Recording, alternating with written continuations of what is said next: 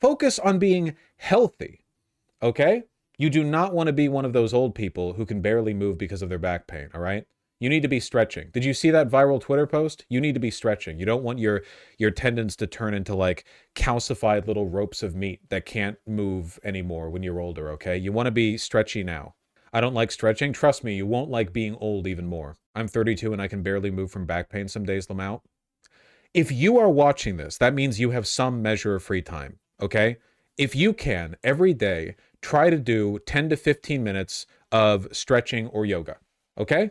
Find a YouTube video with like a stretch along. They're like, follow me along, beginner video, and do that, okay? Genuinely, like, so many people don't know how much this shit affects you until you realize what the alternative is. A lot of you are like those people who go their whole lives not being able to see shit because they don't know they need glasses. They're like, oh, I guess the world's just kind of fuzzy unless you look at it up close. That's just life, whatever. And then at some point, someone's like, wait, you can't read that road sign? They're like, yeah, well, obviously I can. I'm not 1 foot away from it. And they're like, oh, you should talk to a doctor. That's you for back pain. It doesn't even take that long in a lot of cases. A minimum of 30 minutes is recommended for people to be active/workout. 30 a day is good, yeah, but like start slow, you know? I'm 20 and I can't imagine a thing more boring than exercise. Wow, that's great. Well, you know what's even more boring? Being confined to your bed and chairs when you're 50 years and older because your body's fucked and you did nothing about it, okay? You can't have like a podcast on or something? Or like I get bored during exercise too, but it's your life. It's your one body. It's the one fucking vehicle for your soul that you get to pilot. It's like it's you one car, you drive across the wasteland and you're like, well, yeah, car maintenance is boring. You're gonna die out here and you're gonna get eaten by vultures. Just put a video on. I get bored when I exercise. I put a video on. I don't know. Isn't there like a video essay? Find a pyrocynical video or something. And then that's like 12 exercise sessions in a row because you can just only watch it or listen to it when you're exercising. Executive dysfunction is a bitch. Yeah, and I'm really sorry to do this and people are going to be mad at me. Skill issue. Like, yeah, executive dysfunction is a bitch. It is literally a skill issue. Like that, like it sucks and it's not fair, but it is also a skill issue. I have ADHD. I can say it. Okay. I'm just saying, not me judging you. I'm just saying, like, past a point, it's like, hey, this is, I really don't want to do this. And you're like, okay, well, I will. And then you just do it, you know?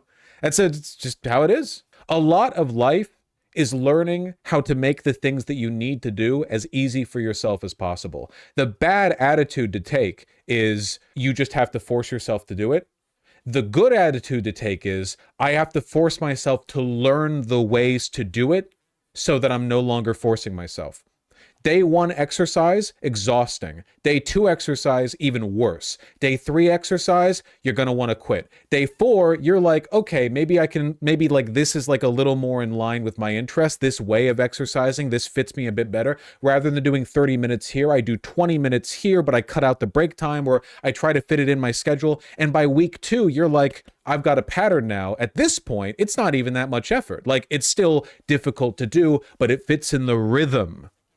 You know, it fits in the rhythm and eventually it'll be harder to stop than to do. Like getting in the habit of doing dishes whenever you've got something running in the oven or air fryer or microwave even. Microwave something for 3 minutes, like you're just being lazy, you're just cooking up what, like, you know, you're making a something, whatever. 3 minutes to do dishes. Shit, that's like 20 utensils, you know? You can get like a dozen plates and bowls done in 3 minutes easily. I mean, maybe I'm talking like that's what you could get done. I could get way more than that done because I'm very quick at doing the dishes because I always rinse my dishes beforehand and stack the bowls so the water of the under of the bowl like washes the top so everything's all covered, you know? Also go on a walk once in a while. It's very good. Yep. When I started running a few years ago, I just started with walking and increased my speed as I felt less tired. I ran a 6:20 mile last year. Well done! Well done. That's fantastic. You're doing difficult things that you need to do never gets easier in the sense that it stops taking effort, but it gets much easier in the sense that the effort is easy to do. Much in the same way that, like, I'll cut to the chase with this one, okay? A lot of you motherfuckers are like, I can't stand exercise. I get so bored, but then you'll have sex with somebody you like. And afterwards you're tired and you're like, wow, I really didn't feel the workout there. You just got a glute workout.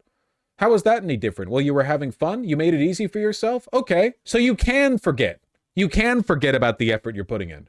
Having a walking buddy helps. Yep. Genuine question. My work has me standing about 85% of the time, but I find myself uninterested further. I'm like 130 pounds. Okay. Standing isn't exercise.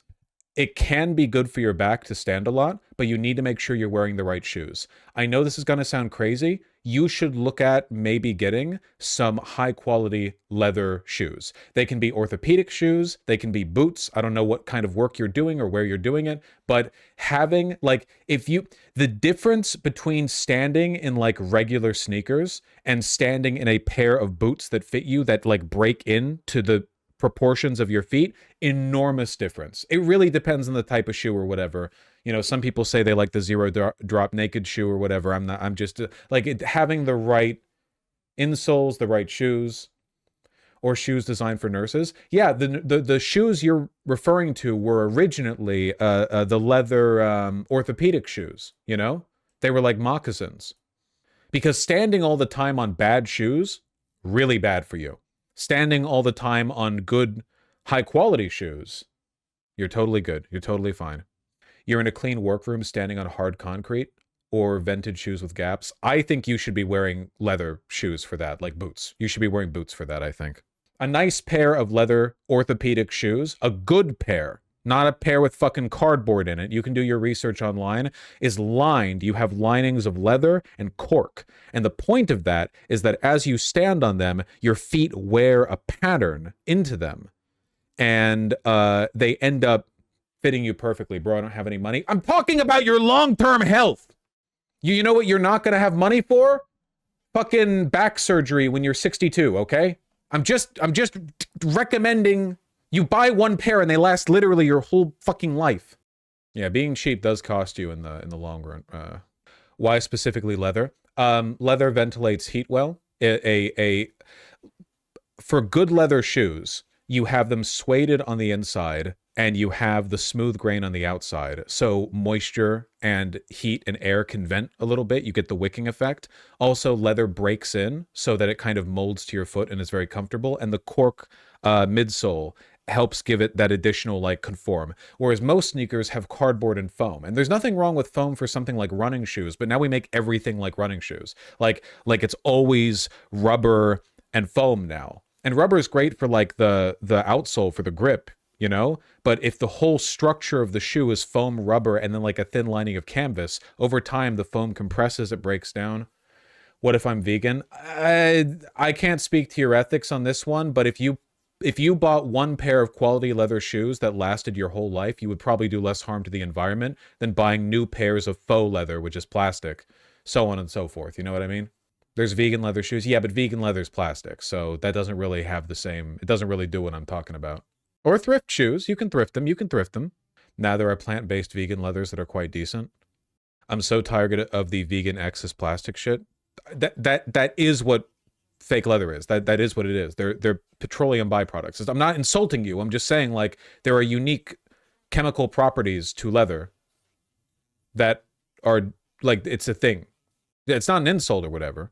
You know I'm pro-vegan. Pro-vegan. Mushroom leather doesn't have plastic. I don't know much about mushroom leather. I'm sorry.